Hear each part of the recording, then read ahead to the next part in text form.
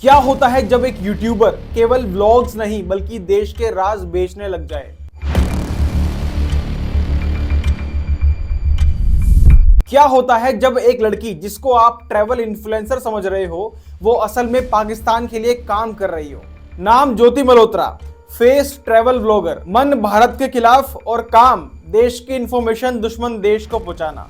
एक ऐसी कहानी जिसमें यूट्यूब व्यूज और यूट्यूब कंटेंट एक मिशन का पार्ट बन जाता है, और वो मिशन कोई ऐसा छोटा मोटा मिशन नहीं, अपने देश के साथ गद्दारी करने का मिशन बन जाता है। ऑपरेशन सिंदूर से भारत के इंटेलिजेंस एजेंसीज ने इस ट्रैवल व्लॉगर को धर दबोचा और पहली बार साबित कर दिया कि आज की लड़ाई सिर्फ बॉर्डर पे नहीं, स्मार्टफोन के स्क्रीन्स पर भी हो रही है। ज्योति मल्होत्रा हरियाणा के हिसार की एक आम लड़की, लेकिन ऑनलाइन दुनिया में एक बड़ी सेलिब्रिटी बन चुकी थी। लाखों में फॉलोवर्स, लाखों में सब्सक्राइबर्स, लेकिन इस फेम के पीछे छुपा था एक गेम, भारत के खिलाफ गद्दारी करने का खेल।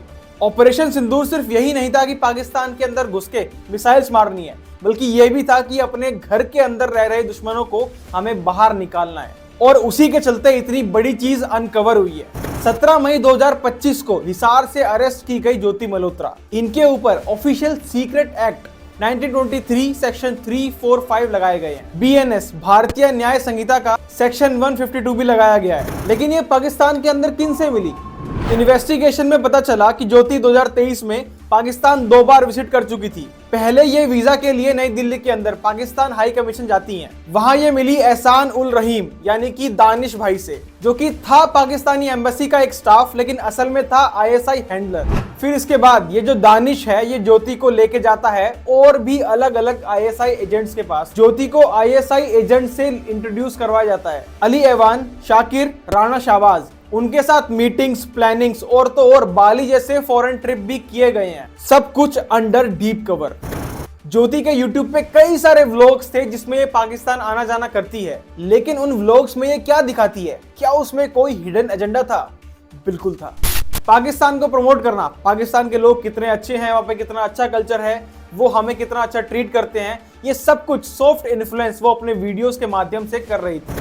इंडिया के अंदर रिलीजियस हार्मनी को क्वेश्चन करना और तो और आर्मी रिलेटेड सेंसिटिव विजुअल्स लेना, ये सब कुछ एक प्री डिसाइडेड ब्रीफ के मुताबिक। हिंदुस्तानी पाकिस्तानी, बहन बहन, सिस्टर सिस्टर, ऐसा कुछ लग ही नहीं रहा कि ये पाकिस्तानी है मैं हिंदुस्तानी हूँ। हम तो सेम ही लग रहे हैं ना, आंखों के लेंस देख लो, मिला ले जरा।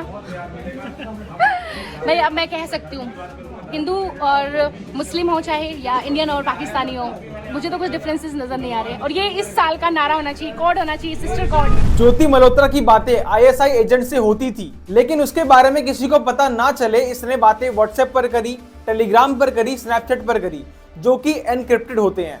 और सिर्फ यही नहीं, अपने फोन के अंदर नंबर भी गलत नाम से सेव किए हुए थे, जैसे दानिश भैया, इवेंट मैनेजर बाली, अरुण भाई, जो अंकल, जो कि बैकअप नंबर है दानिश का, जो कि वो स्नैपचैट पे यूज करता है। पुलिस और इंटेलिजेंस के जॉइंट एक्शन में अब तक 6 से 7 लोग अरेस्ट हुए हैं। एक साइबर कैफे ओनर, एक रेलवे एम्प्लॉय और कुछ सोशल वर्कर जो एक्चुअली लॉजिस्टिक सपोर्ट देते थे पाकिस्तान के एजेंट्स को, ये सब मिलकर बना रहे थे एक एक्टिव नेटवर्क जो भारत में रहता लेकिन काम करता पाकिस्तान के लिए। इसके साथ देवेंद्र सिंह ढिल्लो नाम के बंदे को भी अरेस्ट किया गया है। आप एक चीज ध्यान में रखना, इस अरेस्ट का मतलब एक इन्फ्लुएंसर को घेरना नहीं है, ये एक नेशनल वेकअप कॉल है।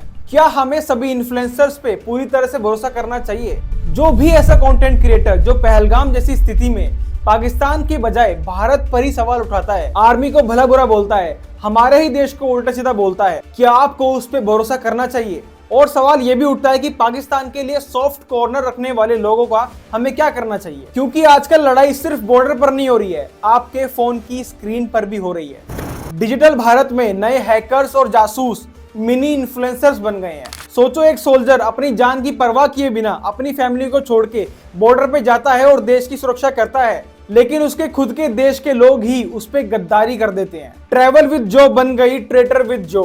पाकिस्तान के व्लॉग्स के पीछे छुपा था एक रो लेवल प्लॉट, जिसे देश की एजेंसीज ने समय रहते एक्सपोज कर दिया। अब वक्त आ गया है कि सोशल मीडिया पे भी सर्जिकल स्ट्राइक होनी चाहिए और देश के दुश्मनों को निकाल के बाहर फेंक देना चाहिए। कोई कितना ही फेमस हो, कोई कितना बड़ा चेहरा हो, बचना कोई नहीं चाहिए। अगर आपको इस वीडियो का मोटिव समझ में आ गया हो तो इस वीडियो को हर जगह शेयर कर देना, वीडियो को लाइक करना, अपने व्यूज कमेंट जरूर करना और मेरे चैनल से जुड़े रहने के लिए सब्सक्राइब करो राष्ट्रीय लोचा को।